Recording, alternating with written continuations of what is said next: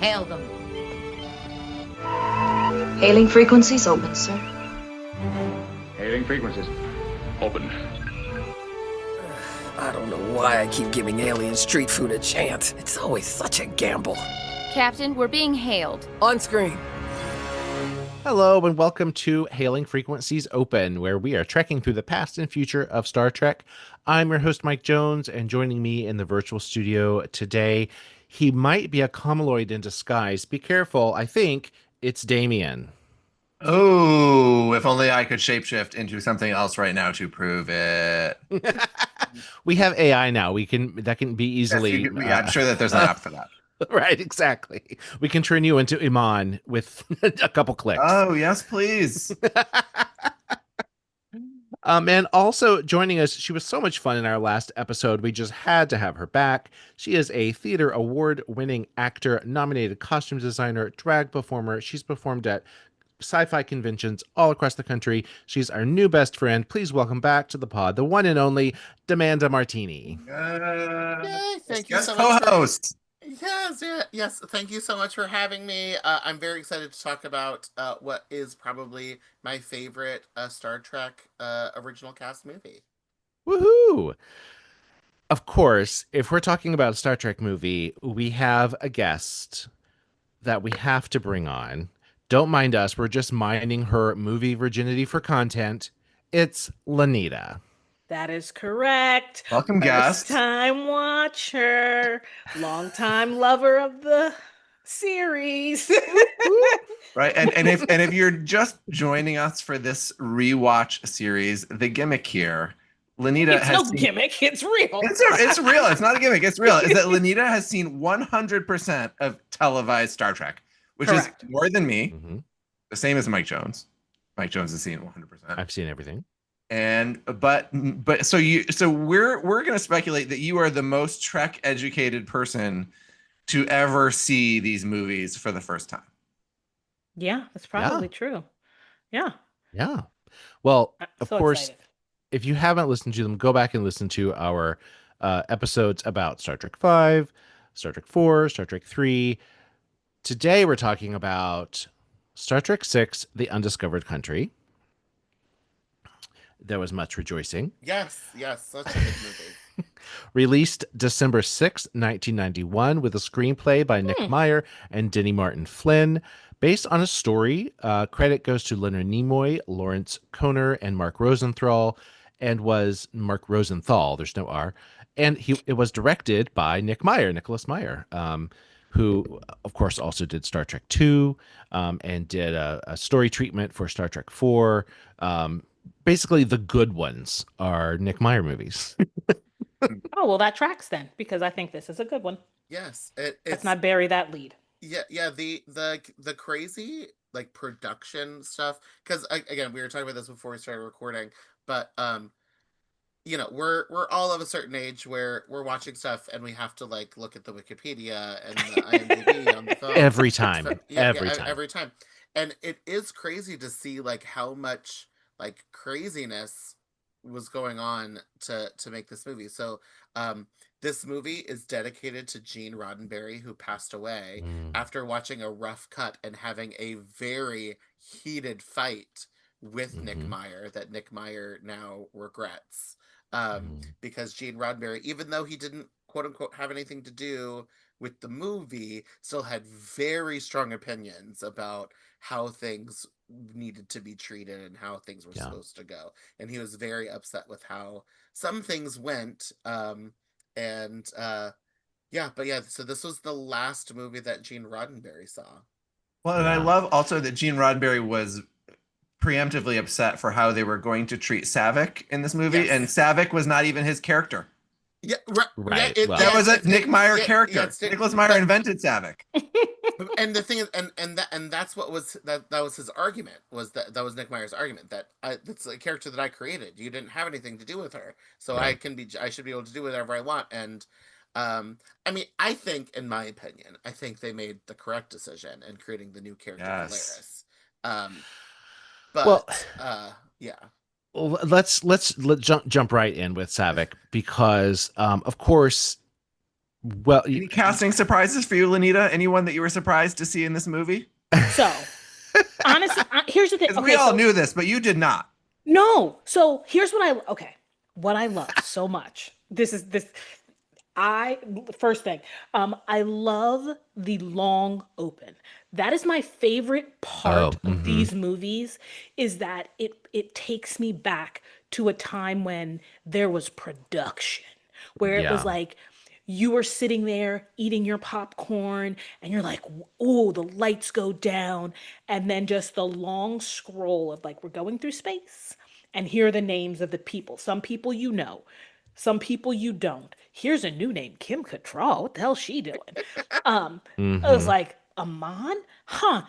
I heard that she was in something. Like just and then like Oh, and that's then funny. also and then instead of it being like Michael Dorn's name in the regular section, it was like featuring or like like a precursor, Michael Dorn. I was like, well, why are they giving him such low bill? Like in my head, I'm like, why is he getting under casting? He's and I have no idea. Like I have no idea what's about to happen, but I'm like, he deserves more. Already fired up. And And Cliff then when it's- Idleman's music through all that, because it's like it's just, building. but that's what I'm it's saying. Like it just building. gets you into the mood, and and I was like, ooh, this is gonna be good. And then was like, in memory of Gene Roddenberry, I was like, did he die? Because of course Yep. he apparent. Thank you. Didn't know. Did fine. And then it opens up with fucking Sulu as a captain. I was like, I'm fucking in. Like Living. I'm in. I mean, it really opens up with a huge explosion. And I'm like, what the fuck blew up? But I'm in. I'm in from jump. From jump. So excited. So Kim Cattrall obviously was playing Valeris. The role was originally supposed to be, Savick. But recently Why? I heard this fascinating story. Well, so it was supposed to be that was Nicholas Meyer's idea, is that Savick, who it was one of his characters from Star Trek II, played by Kirstie Alley. And then she's in 3, she's in 4 a minute, played by our friend Robin Curtis. I say our friend because we rode an elevator with her once. The door opened, she blocked the exit for everyone. She so blocked didn't know the how to use door, an and I was elevator. like, She was lovely, I was though. like, get out of the way, Robin Curtis. So apparently she got a call when Star Trek 6 was happening, and they said, so we have good news and bad news. The good news is your character's back in the next movie. The bad news is they're recasting it. Like, that's such a dick move. So wait, she was supposed to be the Kim Cattrall? Yeah. Yes. And then it's close. And then So because it would have been more, I think, shocking to see Savick, who we've gotten to know over the past few films, be the one who is the betrayer. We're just jumping all over. We're no, spoilers. that's There's okay. No. spoilers. Whatever. You listen. But We're we talking watch about it. the movie. Go watch the movie so you can The hear. movie's But almost 40 years old. Right. no, but I would be mad. Like, hello, I never saw it. But but here's the thing. I don't know. Because I don't remember, because it's been so long since I've seen 2. I don't remember how that relationship, right? The Savick relationship that well. And the line of the fact that what's Kim Cattrall's name? Valeris. Thank you, Valeris. The whole she's the first Vulcan to graduate from Starfleet. I thought that At the was top of her class. At the top of her class. I feel like that put in my head you're extra Vulcan-y, right? And is Savick that Vulcan-y, or is Savick more like Spock in the softer side of Vulcan?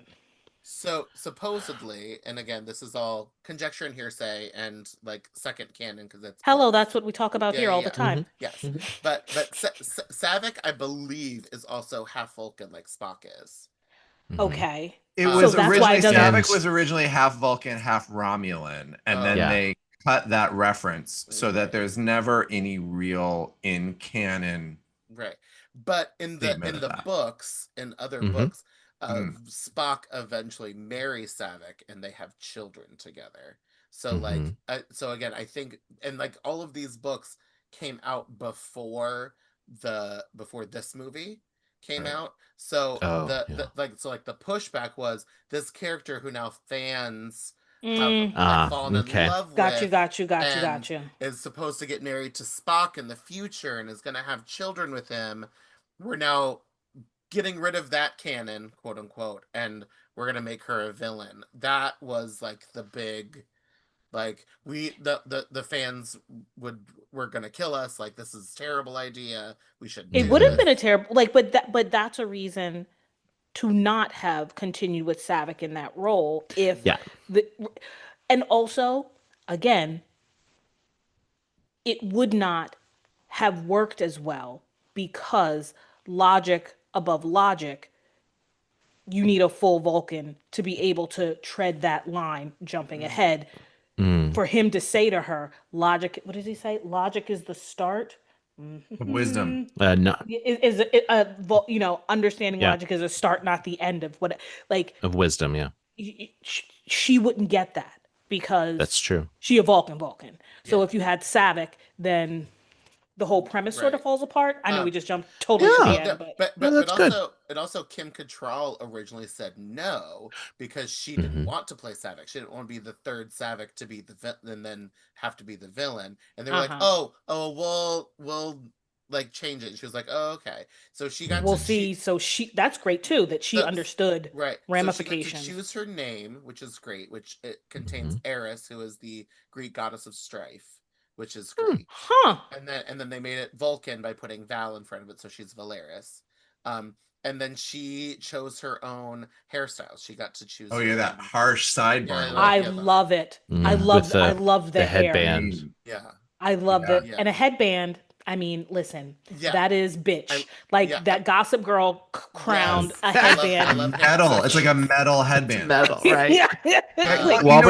It's interesting because I read a couple of different sources on this that all explain it differently. And the way, because the story that I had always heard, and most accounts that I've heard was that they changed it so as to protect the legacy of the character Savick. And that in like the 50-year mission, the Mark A. Altman book, that is like where they interviewed everybody, the way that account of it says that the idea was dropped as soon as Kirstie Alley said no. Oh, that's so like interesting. there's all these it's a little bit of a Rorschach test here, like trying to figure out like what is really the actual happened. Truth. Yeah. I think all of this, to whatever extent any of these factors played into it, the ultimate result was we got a new character out of it. Right. Well, we're talking about her look. Okay, this is something that bugged, 9-year-old Mike Jones. So they messed up her uniform in that her turtleneck is red and the band on her shoulder is purple.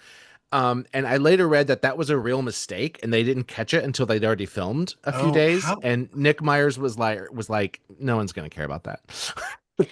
Mike Jones was like, I did. Did you write an angry letter? Because, Damazon would have written an angry letter. That is exactly the kind of thing that Kid Damian wrote letters about, for sure. Well, and it's funny because what Kim Cattrall says about the uniform is that she wanted her legs out. And that she wanted it to be sexier. And that they basically, by that point, they weren't making any new Monster Maroons. They were all just recycled versions of, like, refitted versions of ones that people had already worn. Yeah. And so she was, and they wanted her to be more militaristic, and they were not looking for a babe per se. No. That couldn't have been a babe. You had to be, to graduate top of your class. You are straight, narrow, straight laced. I am studying. I know all the answers. I'm raising my hand. Like, that's the long and short of it. And did anybody else come up with the nude photo shoot story? Yes. I was about to say, like, tell it. So apparently, again, all conjecture and hearsay. There's multiple sources here. I think this is true. Yes. So Kim Cattrall did a nude photo shoot on the bridge of the Enterprise. But she was like in her Vulcan costume, so like in her ears, in her wig, but nude on the bridge. and Leonard Nimoy found out about it, and like apparently, so the two things that either he broke the camera or like ripped out the film, or like he saw the pictures and ripped them up, but Leonard Nimoy was like, absolutely not, you're not sullying this legacy that I have built for all of these years, decades. Yes. Oh, I did not heard that story. Yes. Wow. That's fascinating. But also, I love Kim Cattrall. Oh, absolutely. Yeah. I love her. Yeah. Like, yes. Absolutely. That's why I was excited. That's like, amazing. I was like, in my head, I'm like, number one, where are these pictures? Well, where are yes, these well, yeah. Yes. Secondary question hearing this, yes, where are these pictures? But like, not knowing really what year, because the one thing, D'Manda, I do not look up anything. I'm just like, it's time for movie 6. Let's rock and roll. I didn't look up what year. I didn't look up what the themes. I downloaded that bitch on my phone and said, bang, play. How are we doing this? So when I saw her name, I'm like, well, how old was she? That's the first thing I think about, because I only know her in the Sex and the City era, which is my college time. And she was She'd a already woman been, of like, a certain... Porky's at that point, right? Yeah. Oh, yeah. Yeah. So, yeah. Oh, she'd yeah, already done Porky's. She'd already Mannequin. done Mannequin. Yeah. Oh. Yeah. Huh. See, again, I was just like, how did they get her? Like, in my head, I'm like, what is Samantha doing in this? Also, something else that I found out recently, because again, YouTube, and I watched that genealogy series. She is from Leeds. Her family are Scousers. Oh, fascinating. Sorry, not Leeds. Liverpool. Oh, okay. Yes. Oh. Yeah. So like her, and like like on the show, she goes into the accent because she's like, when I'm with like my aunties and stuff, and like her family has a terrible background. It's rough. It's wild. Anyway, definitely recommend looking that up. But Kim. Well, that's Kim going to happen Cattrall- this evening. Yeah, Okay. yeah. Kim Cattrall is a very cool lady. I'm telling you, I was just like, I truly, the first thing I saw was, what is Samantha doing in this? Huh, this is going to be interesting. Like, just Having like a cocktail on the bridge. Like, yeah, like I had no. And then she showed up. I said, ha, it's going to be interesting. Yes. Ooh, this is going to be fun. Was that, so to move us along away from Kim Cattrall, was there any other cameos that you were surprised at? Yes. And only because I like him as an actor. Colonel Cartwright. Okay. Because he was in Polly, not with what's her face, but with Keisha Knight Pulliam and Phylicia Rashad. This is Brock Peters, right? Mm-hmm. Yeah.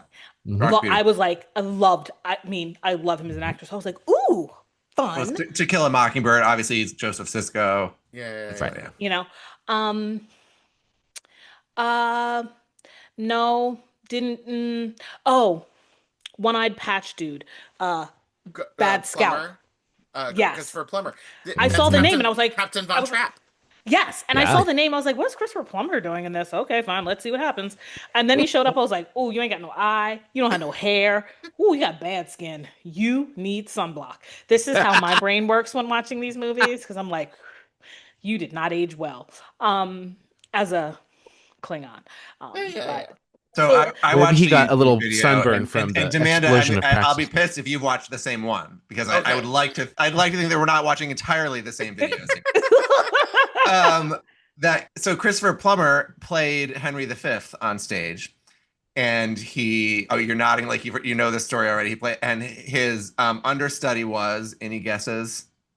William Shatner. Yes. And he had a night where he was like deathly ill, couldn't go on stage, and William Shatner went on and literally made every opposite choice. Like literally stood when he was supposed to sat when he's supposed to stand, etc., etc. Everything the opposite of what Christopher Plummer did, and Christopher Plummer was like, "Fuck him," meaning like he knew he was gonna be a star. So they knew each other prior to that. I only knew that they knew each other. I didn't know the Henry. Okay, good. That was at the Stratford Festival in Canada. Yeah. You know what? That makes more sense. Mm-hmm. They played very well off of each other. Yeah. Like like he played it as if he knew, like, not Shatner, Plummer played his character he had insider knowledge about Kirk, and which he probably did based on like all of the subterfuge and yada yada yada. But just Well, and at like, this point, we start to feel like all the Klingons know about Kirk. yeah, like Right. he's the problem. Like he's enemy number one of Klingons. Can we all answer at this point? How do we feel about our heroes being racist in this movie? Mm. So here we are. Well, at that Roddenberry point. hated It's So we're it's there. rough. And I mean, it's real rough. No. Listen, it's okay, D'Manda. They all know I am. Hi. They all know who I am. I point it out all the time. But no, like I was like, whoo. They leaned in. I appreciate that they did not pussyfoot around it because there has been for years these certain aliens are akin to this race of people, and it's sort of been like skirted on it. Oh no, you're just reading into something. No, they flat out in this movie, and I appreciate having the balls to say the things that they said, even though I was like, God damn, is that really how you feel? Like, I look at you differently, Kirk. Like, the fuck is wrong with you? Yeah, so it's like And and the fact that damn Cartwright had those things to say. I was like, oh, so you're one of those. In my mind, I'm like, see, skin folk ain't kinfolk. Like that was just like, God damn. So like in my opinion, I feel like they tried to get around some of it casting wise because they only like of the main Klingons, it's all white actors except for the daughter. The daughter is Latina. Actually, my boyfriend, he said, as the minute that they appeared, he said, "Those are the whitest Klingons I've ever." Oh, yeah. And I also think to sort of like also push home their connection of Klingons with the Soviet Union, I think is also why they did interesting. That. Like, this very Cold War era. Well, Yeah. This whole movie is Chernobyl. Chernobyl exploding and the fall of communism. Right. Like that's 100% what this movie is. That was the premise. But well, there you go. But again, and I was talking with Mike and Damian before we started recording, but Nichelle Nichols, though she's still, just an actress, she did have a lot to say and pushed what she could. So they originally were trying to get her to say the "Guess Who's Coming to Dinner" line, and she said, "Absolutely not. Will not be doing that." Sidney Poitier, thank you. They also tried to get her to say the line, "What would you want your daughter to marry one?" And she said, "Absolutely not." No. She said no, and they just cut the line. Like I wonder what were they even trying to do with that? What was that intended to be? Oh, because it's a reference to a movie with Sidney Poitier and the whole right. Go ahead. Again, I feel like they were trying to make it so it wasn't a white versus black thing and a humans versus Klingon thing. To make Uhura also be one of those people. Right. And Michelle was like, "No, thank you. I'm not being part of this propaganda." No. No. Well, and apparently Brock Peters really struggled with the lines that he had. They took multiple takes. Like he really struggled with saying them because it was gross. Gross. And the whole idea of it's their fault that this happened, therefore, or ergo, they don't deserve to be quote unquote saved or helped from being eradicated. It's like accidents happen. Yes, safety for all of the list of the reasons. Digging too much, no safety protocols. Yet and still, this is a race of people. Hello, United Federation of Planets. We are all one in this universe. Let's reach out a helping hand. And the idea that they can't be trusted. But at this point, isn't there like a stay? Like, yes, there's the neutral zone. Yes, you can't cross it. It's like the DMZ. But like, no, there's not really been the like at this point in time, hostility is sort of at a simmer, not at like a nuclear level. It's like a ceasefire. Right.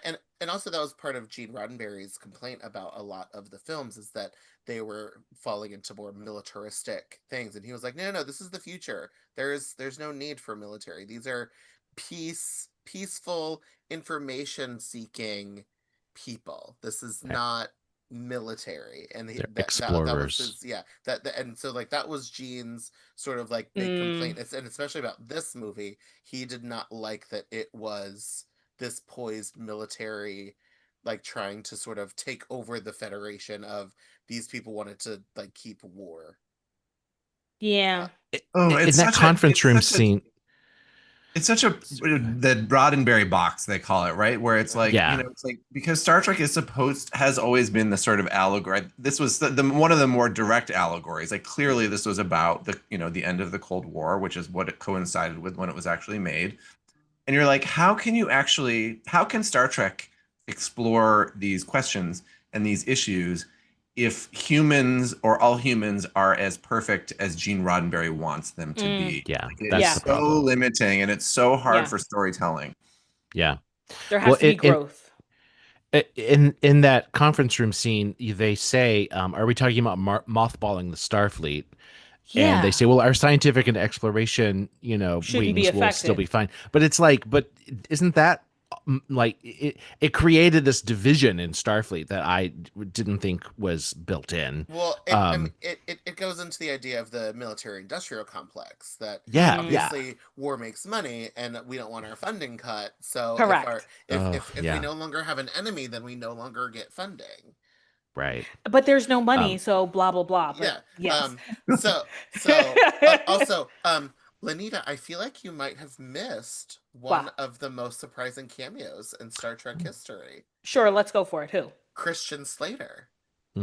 Yes, when he came in and said, nobody gives a shit about Christian Slater. Like, first of all, in 1991, everyone cared about Christian Slater. I know. Deal. Was Heathers out yet?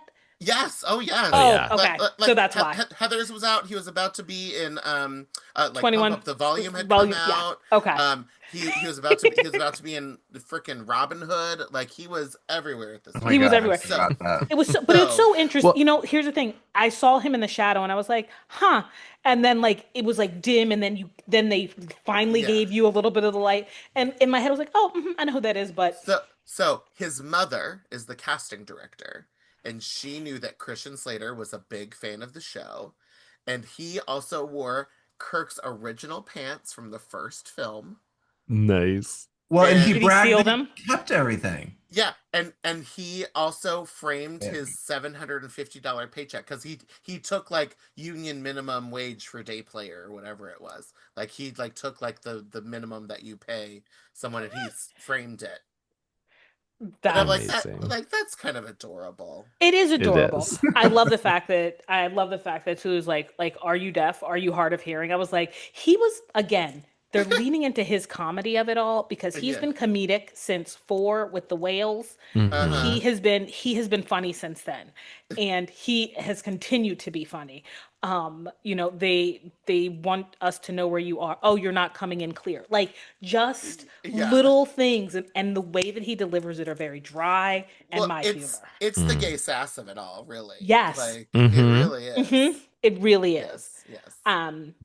What does CNC? Okay, going all the way back to the beginning, when they get in there and Michelle's like, I'm supposed to be teaching a conference. She's like, why the fuck are we here? And the dude walks in and he's like, I'm turning it over to the CNC. What does that stand for? Nerds? No. CNC is like the commanding officer of Starfleet. It's like the highest ranking. Oh, I forget what the actual letters are. Great, that's simple. Why did it Commander take 2 in months? Chief? Oh, that makes Googled sense. it. Thank you. Why did it take 2 months for the report to come in and for them to convene this whole thing? Oh, so you've never worked for the government before, is what you're saying. What I'm saying is that Starfleet is supposed to be a well-oiled machine. We have seen in Burnham's timeline, in Discovery, no, yes, that they get around that little roundabout, and they sat there and they did the whole hullabaloo, and it was super quick. They made it. Circles. Thank you. You know what I'm talking about. I do. It looks like the MoMA. It looks like the Guggenheim. You've stumbled onto a problem with the script because originally there was a whole prologue written that got cut and was basically replaced by this conference scene of them saying, "Oh, I just bought a boat," and things like that. But Which originally there was hilarious. a like Why do you need a Muppet boat? movie get the gang back together sequence. Okay. Which would have been delicious for any fan. Yes. Yes. Okay. Quickly going through, we would have learned that Kirk is in a relationship with Carol Marcus, the mother of, of his son. Blah, blah, blah. Uhura is now a radio talk show host. And that's why she's having a thing. I love that. That makes sense. We would have seen that Scotty is teaching at the academy, and he is in charge of disassembling and researching that Klingon bird of prey that they stole in Star Trek 4. Oh. Nice. I like that. Chekhov is a chess grandmaster, but keeps losing to Betazoids. Because that would tie in with TNG. Sulu is a taxi driver in some alien back alley. McCoy is politically active in the medical celebrity world, talking about the hypocrisy of the So he's Dr. Oz. Okay. Like the hypocrisy of being a celebrity as a medical person. You should be helping people. Like he was whatever. Oh, so he's the doctors. Okay. Yeah, right. And then Spock is we find that one's the same. He's been working on this thing for 2 months.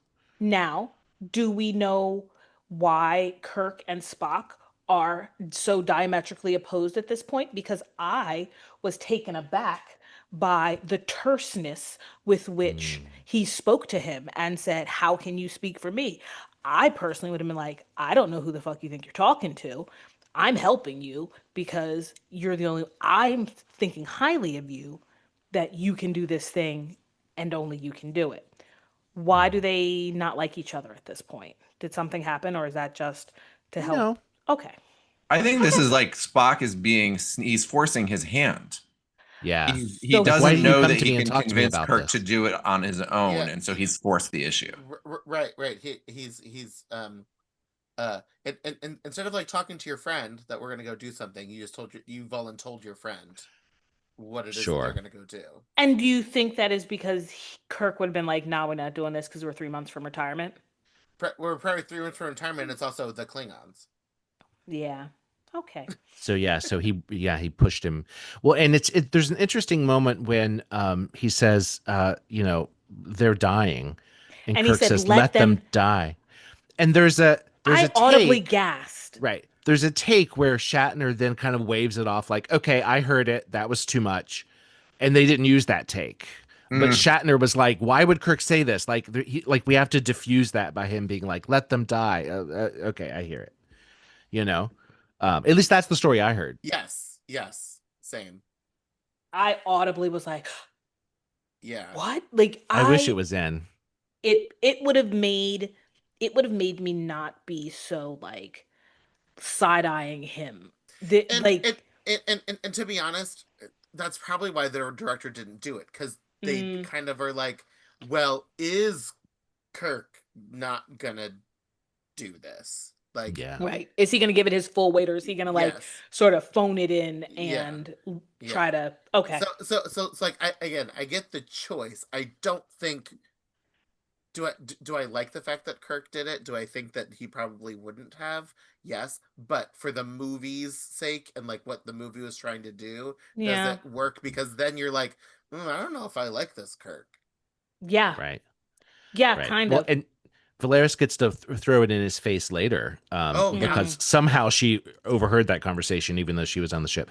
But she says, they got the whole. Well, the thing is that if she's in this big conspiracy with all of these, that's true. That's true. They probably recorded the the room. That's they true. bugged the room. Because also the government. Even if they say this is classified, like as soon as you hear the word classified. It's like this whole room is being recorded. Yes, everyone aware. This whole room is now being recorded. That is exactly it. We've already talked about Valeris.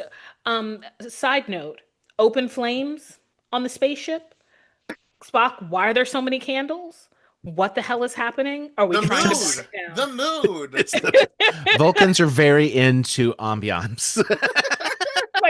I was like, there's no coverings, no glass, like it's just flames just everywhere. Drinking out, like we're in church here. Drink of the wine. What is in that cup? What is happening? Sorry, these are things that pull me. I was like, That's the they're gonna body.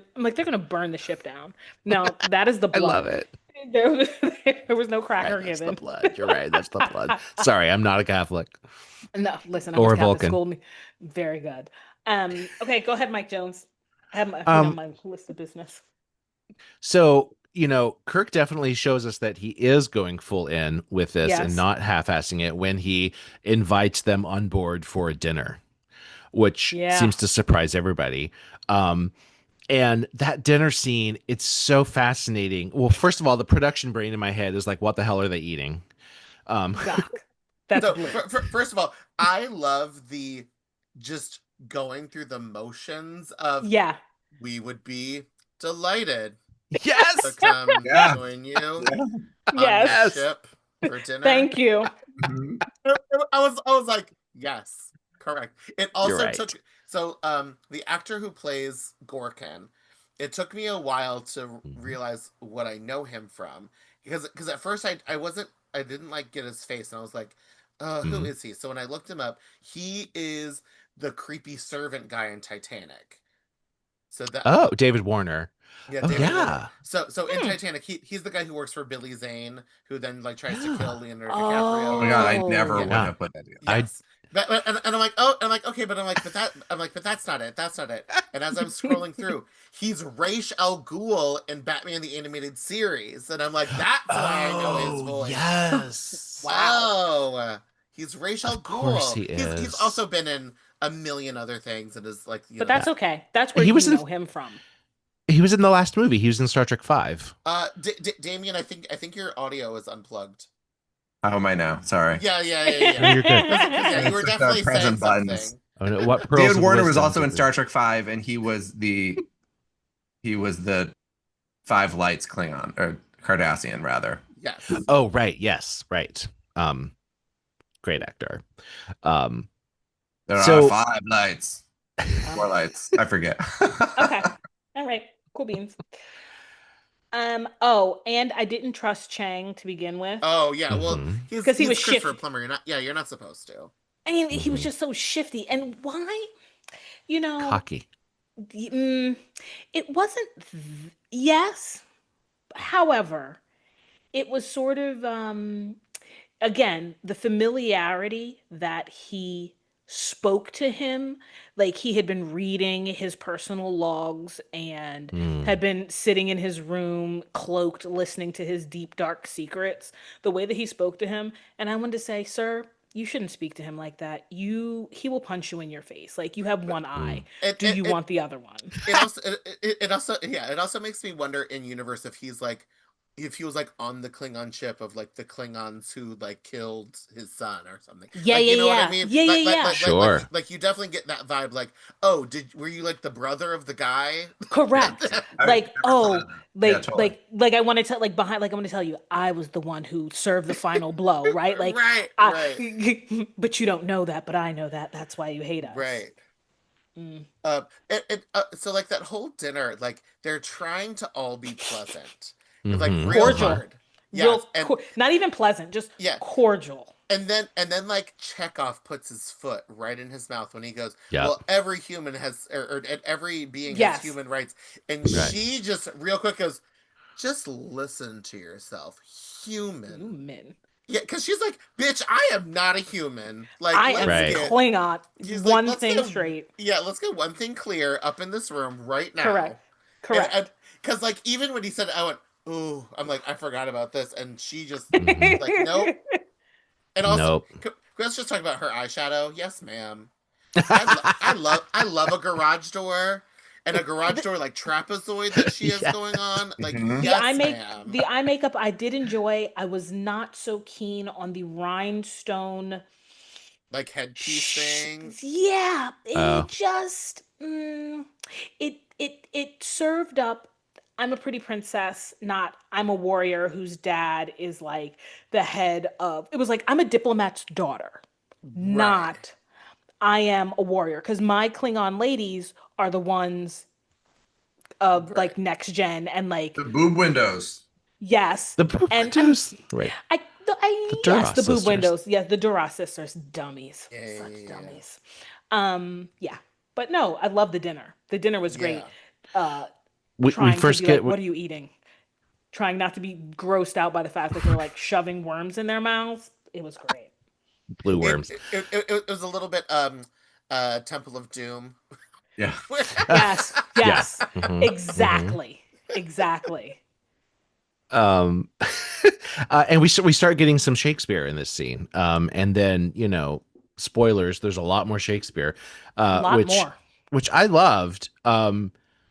Like, you know, the theater nerd in me was just eating all that up. And you've got these amazing actors like David Warner who can you know, who can actually speak it so you can understand. Like, even if he's speaking Klingon, you know what he's saying. Right. Correct. Correct. You know, that is correct.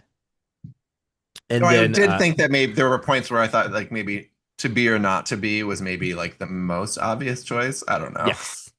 Sure. You've got to throw some low balls for some folks. Like you gotta softball it up a little bit. And then Kirk, like, you know, he says, you know, to be or not to be, that's the question. We need breathing room. And Kirk drives in with that Earth, Hitler, 1939 or whatever. And it's like, oh God, like we just went to Nazis. Okay. Like, yeah. Can we calm down? You know Simmer down, everybody. Simmer down. Yeah. Yeah. Absolutely. All right. What do you got? The next thing on my list is literally that they murdered a man on a colony planet. Like, I know that I'm skipping the entire trial, but the next thing that like popped out in my head, because I was like, yeah, this trial, of course, that was gonna go to shit. I was like, y'all just brought this man up here to kill him, so these people don't try to escape. Like, what the fuck? But go back. I jumped. Go. Oh my trial. God! I know love that you jumped to that. Well, the actual murder. The actual murder. Okay. So I remember when I saw the movie originally. It was probably on VHS.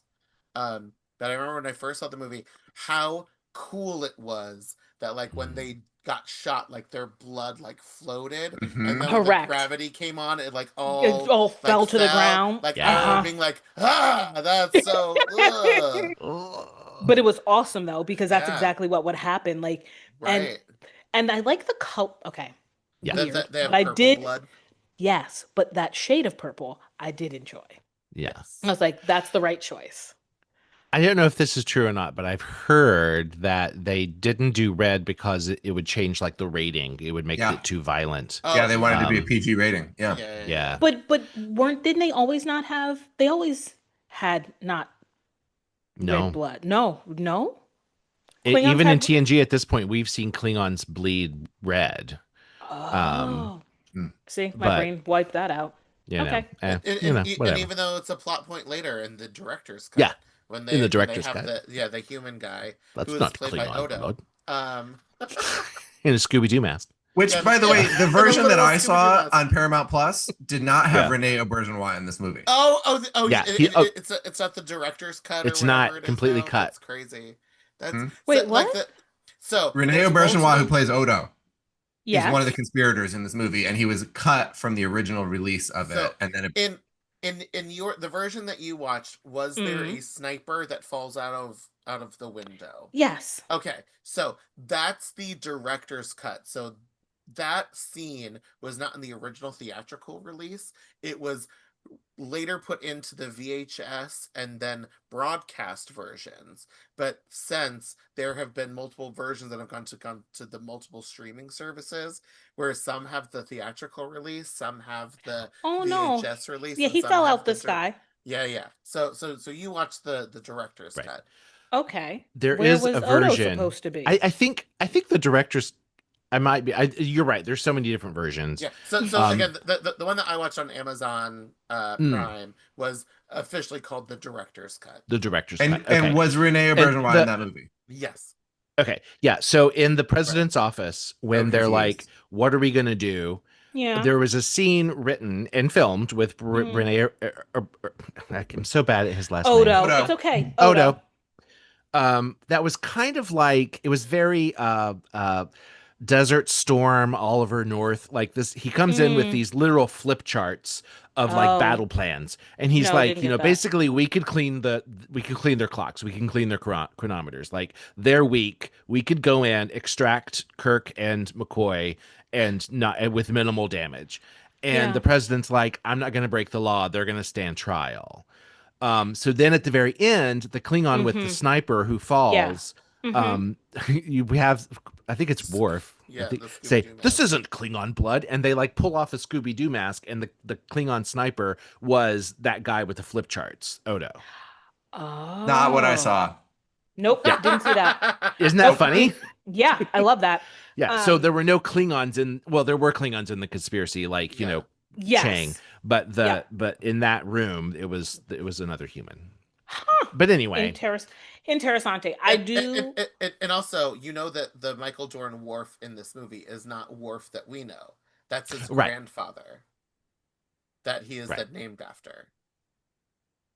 Because there's not it doesn't make timeline wise. Worf's grandfather was a lawyer. We find out in this movie.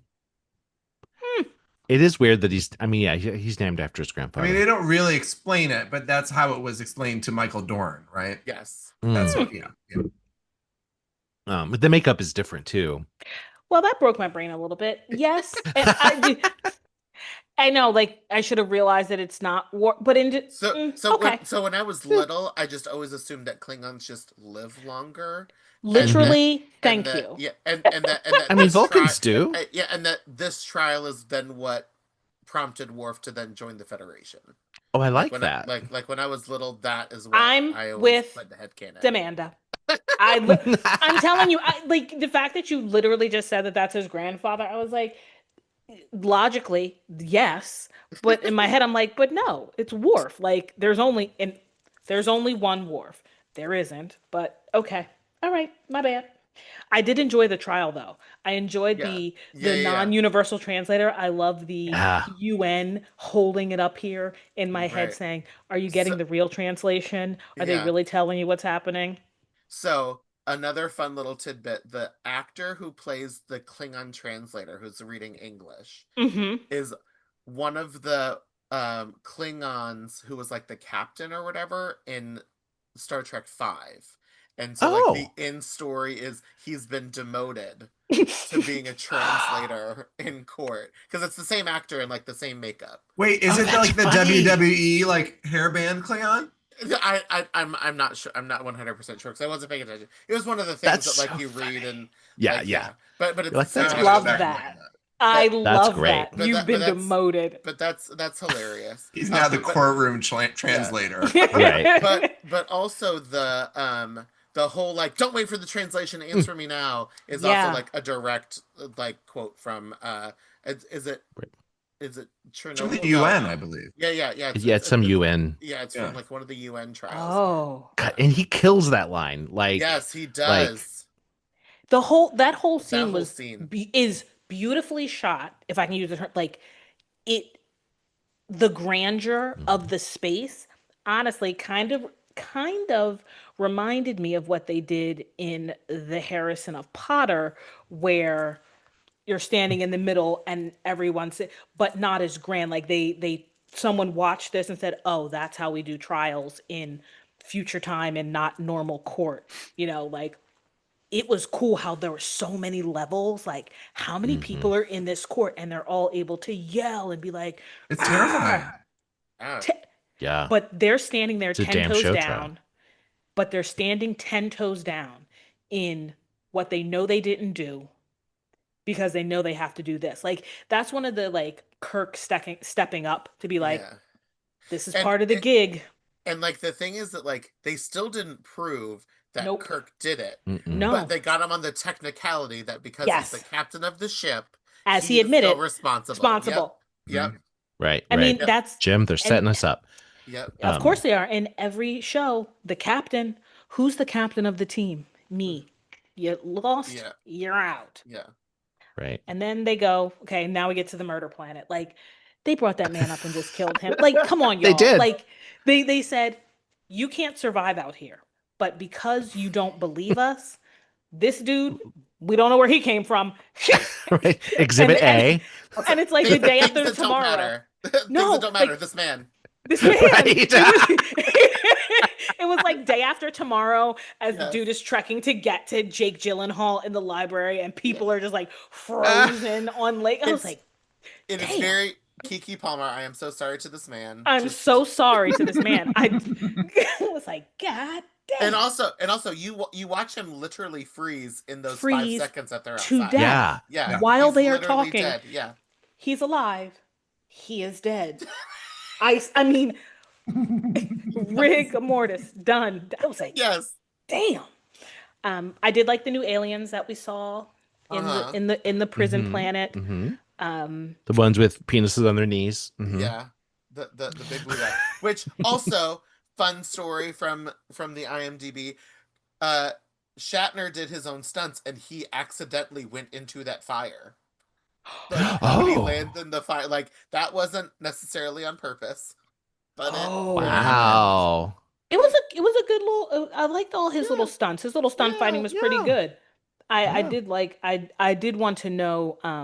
When I saw Iman for the first time, I was like, "Ooh, you're pretty. What are you?" You're like who is she though? Does she do shows? Where does she do shows? Where is she? What is she doing here? Like, because she knows things. She knows things. Yes. The eyes, like I was like, hi, David Bowie's wife, model of the world. I love you so much. So apparently they were just looking for like sort of femme fatale, and then when they cast Iman, that's when like the design came in place and like the whole hairstyle, the bird, and the color palette, yeah, she has feathers, and all of the, like stunning.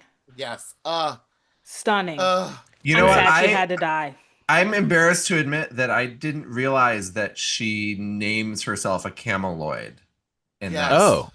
Because I knew that when we saw the Section 31 that now I forget the actor's name who we know from Veep and all those shows. He's very funny. Very funny. That he is a cameloid, and I thought that was a name that was invented for that. And then I watched this and I was like, oh, that was the name all along, that's where dumbass. They got that. Although his transformation effect was very like, yes. And here the transformation effect is like from the Michael Jackson movie video. Yeah, well, yeah, because that's all they could do in 1999. Yeah, and it was brand new then. I mean, it was great. It was literally brand new. But it was awesome. It was. Yeah. It wasn't overdone. It was like, this is great. And I appreciate the fact that she said, I wanted to present a more pleasing form, like smart, like she's smart to be able to say, okay, you're a human. I can't come to you as my actual self. So I'm going to come to you as something else. Right. A pleasing form. Again, they read up on Captain Kirk. Oh, this is what I'm saying. He likes weird the ladies. Sexy aliens. Yeah. So the weirder the better. So come up with whatever you want. Right. And he will be down for it. Yes. And she played that role so well. She did. Additionally, her saying that, it takes a lot of concentration to stay in that form, which made my mind go to Odo because he has to hold that form, and that's why he's got to go in that bucket every day because holding that goo together is hard. Yeah. That's why I can't make ears. But anyway, go ahead. Yeah. Well, it was interesting. I forget who pointed it out that we don't know, like, what is their natural state. We never see. Correct. We never see it. No. Yeah. We never know. We never know. Yeah. But again, how do we get Captain Kirk? I know. Send him on in. It's absolutely yes. Yes. Kirk correct. is undone by beautiful women at every turn. Yes. Correct. And when she's making out with him in the bed, like McCoy is like, Jesus again, Christ, Bones, like fucking A. We can't go anywhere. He can get pussy anywhere. He's like, we're literally on a prison planet, and you found a hot chick to make out with. What? We are going to die here. Die. Right. Like because he doesn't know about the little tag situation. So he's right. We're dying on this planet, and you've got like, what are we doing? Yeah. What are we doing? Can I go to sleep? I'm tired. Tomorrow I gotta start mining shit, and you over here to have a happy goddamn ending. Yeah. The fuck. Tomorrow is the next day of forever of us dying here. Right. Well, and I love when they get rescued. Get murdered, or that Kirk doesn't miss a beat. He's just back on board the Enterprise. Let's go. Here we are. Right. Like, This is what I expected. Boom, boom. I can't. I will say, I do love, like, as soon as Shatner knows they're outside of the thing, he's immediately like, okay, so this is a trap, right? Right, right. Like well, he starts with a punch, you know? Yeah. Mm-hmm. It's very Shatner. He's like, yeah, so this very is Kirk. a trap. Got it. So Got thanks for getting us out, because that's all I really needed. I just, I needed to get out. And now I that no I longer am, need you. Great. And it's very sad that they had to kill her, though. I know, yeah. But she had to. No, it was okay. Yeah. I just felt a little. But yeah, I mean, they were always going to kill her, right? Yeah, always. Yeah. Again, Duras sister. Have we not learned? When you do the bidding of a man, they're going to kill you. They're just using you. Yeah. Right. Let them fight their own battles. Yeah. Right. A man. Yeah. Just it never works. Have you guys seen a new girl? When he's like, a white man, like that's exactly like what I think of. I did not watch that show. I couldn't. Zoe Deschanel. I liked her sister in Bones, and then there was the other one. I was like, no. So there's the kind of like annoying guy who's on the show, but white dude, brown hair. So the white guy who's Jewish, and he's on. He goes to the daycare to talk to the kid, and the kid's like, this white man came in and he stole stuff, and he's like, a white man? Where? It's very funny. That's good. Well, I'm gonna have to go back and watch a New Girl. Prince wanted to be on the show, so if Prince liked it, then I kind of have to just. No, I'm sorry. I'm not gonna yuck anyone's yum, but Prince died a homophobe, so I don't. Did he? He was a Jehovah's Witness. Okay, getting us back to Star Trek. Again, not to derail his whole legacy. Again, people are allowed to like his music. Of course. I just don't care for him as a person. Oh, there are a lot of people I don't care for as people. It's fine. Okay, go ahead, Mike Jones. Go ahead, Captain. So we learn that Valeris is the traitor, right? They trap her. And after then the hilarious take of them finding the boot in that man's locker, and he has the feet that obviously do not fit in the boot. Correct. Hilarious. You get the Uhura face palm, like like nobody checked out who Dax was. Like we have to have some comic relief, you know. We have to disintegrate a pot in the kitchen, you know. We have to a little bit. So wait. Yeah, go. Is forced mind melding rape? Yeah, thank you. That's where I was about to go. Yeah. It is so upsetting. Yes, it's very upsetting. To the point that I'm not sure why Leonard Nimoy let that happen in the script. Like he forces the information out of her, and she plays it. Like she plays it. You feel her pain. Yeah, and he hits it so hard that even then he's like, she doesn't know, and it's like, oh, you like quadruple like dug in. Yeah, it's uncomfortable. I mean, there's a case to be made. You're so trying not to say what you want to say, but say it. It's okay, Damon. No, I mean, there's a case to be because listen. Torture because we're at war and we're trying to find information and trying to prevent. No, there's a case to be made that in this interaction between them, that on some level she agrees to let it happen. Like if you are, those words sounded very terrible, Damon. They do, yes. They do, because at some point, honestly, to be real, in a situation of SA, some people, they have said their no, but they decide they want to live. Therefore, it's I want to live more than I can stop this from happening. So in that framing of this situation, it's I want to live, so I will let him extract the information. However, she is still not consenting to the information being taken. Under duress. It's more of a self-preservation to get out of the situation.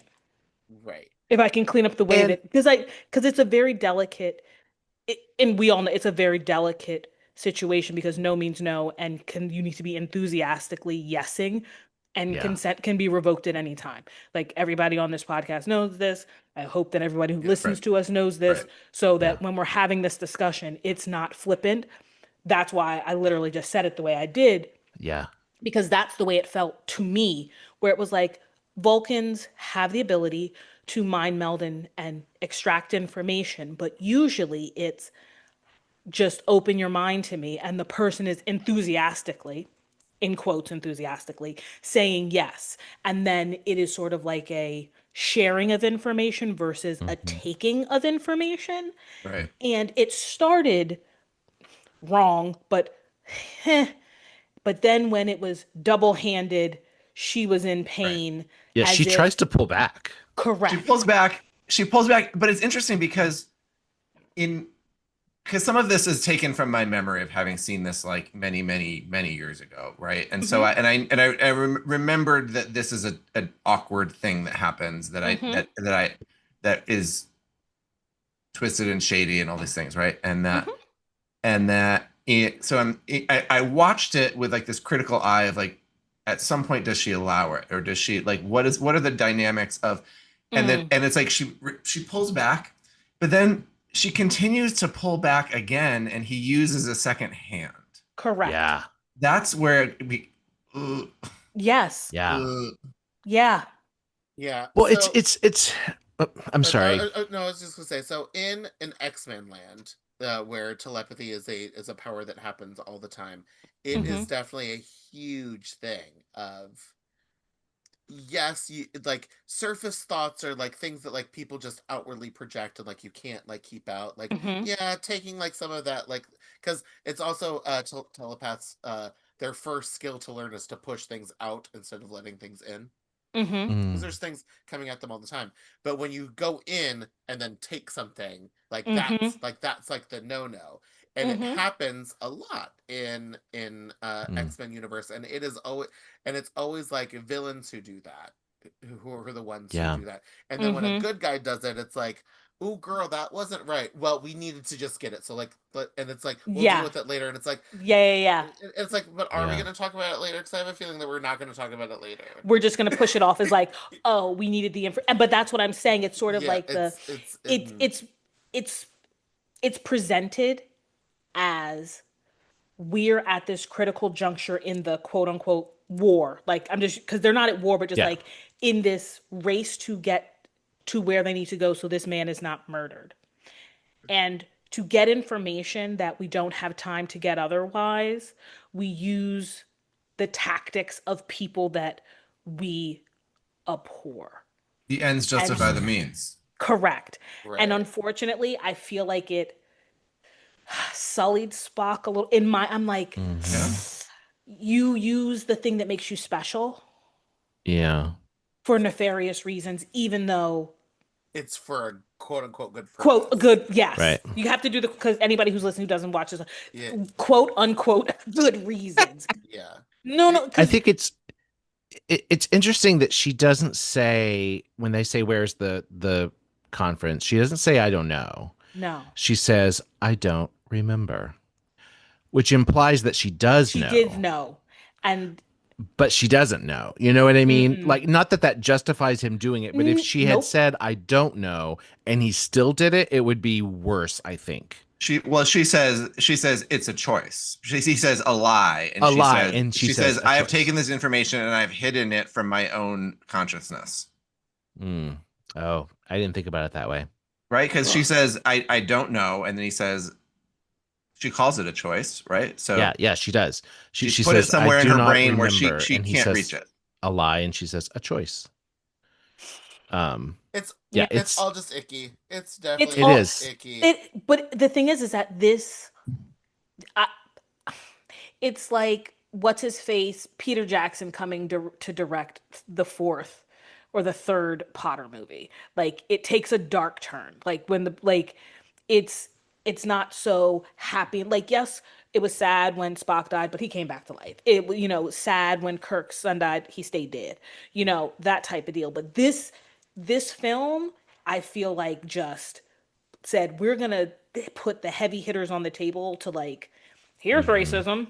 Here's here's, extremism. Here is possible sexual assault in the way that we can show it that is in a different form, right? Like, now go forth and conquer and tell me what you think about our universe. Like, it's not as pretty and as put together as it has been presented in the past. There are still issues.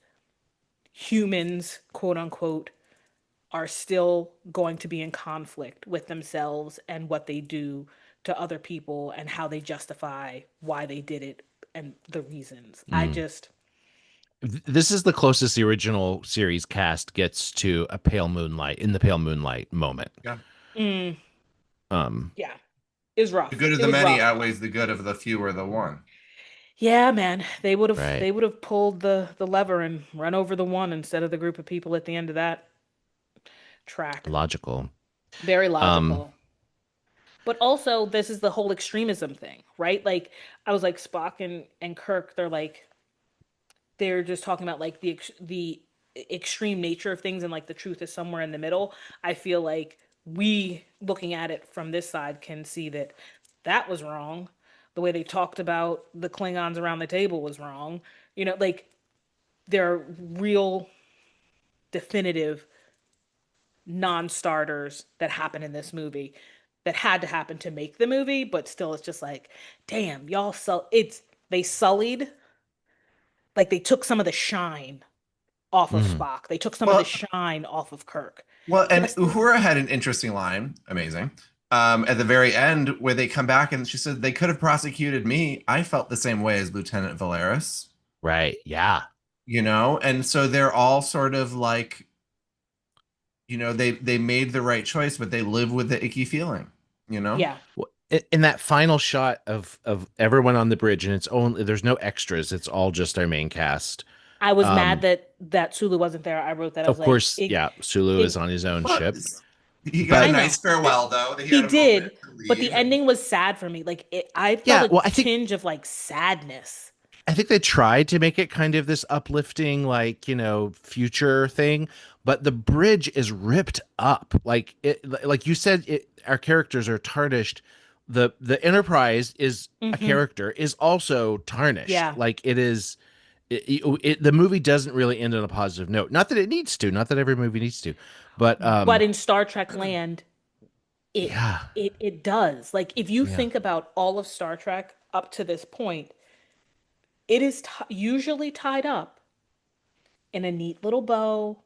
There may be one little quip here or there, but it's usually like, special of the right. week, movie of the Engage. week. It's Yeah. we're going on to Right. the next thing. So and I think that ties back into the title of the movie, The Undiscovered Country. Like, this is it's all new. Like, we're ending in an uncomfortable place. And this is also undiscovered, because now that we know that we are being fought, we were never meant to win, but we still did. But did we really? But did we really? And did we win right? Yeah. Because, gosh. they say not all money is good money and not all wins are actually to be won. I will say, though, that I wrote down, like, it's like a love letter to the crew and who they were and who they have become and what they overcame, and like that as a team they understood each other's strengths and weaknesses and where and how they could best use them to get to the end goal. But unfortunately, not but, however, comma, unfortunately, some of those strengths were used in not the best light. And it broke my heart just a little bit, because I was like, damn. It, like, like, even if the president had been shot, or maybe not necessarily like taken out completely, but like if he had been shot, maybe the daughter, the pretty princess, would have been able to, like, I don't know, rally, stop. I don't know how it would have been fixed, but it was just sort of like, I don't know. I don't know. I don't know. I don't know. I was just sad at the end. I was happy that we we didn't go to all out war and that Klingons are not going to be extinct in 50 years because that would be fucked. But bleh. Yeah. But I did enjoy it. Yeah. How do we feel about the credits signing their names? Loved end credits with signature. Now, right there. do you know that the original was to have the characters' names be signed and not the actors, and that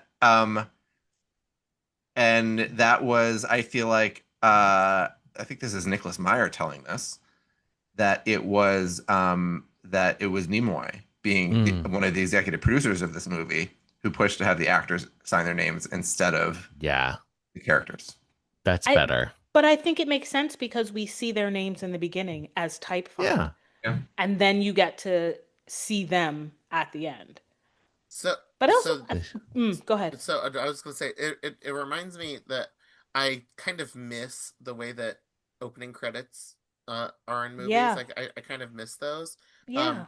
But also, it also then ties into like, because it's such a huge franchise and like we've all like loved these characters for so long, and I think that that's why they also did a similar thing with Endgame, which was 10 years of the MCU kind of coming, like wrapping a bow, like it still gets to go on, but like just putting like the little bow on these like the main six. These, yes, yeah.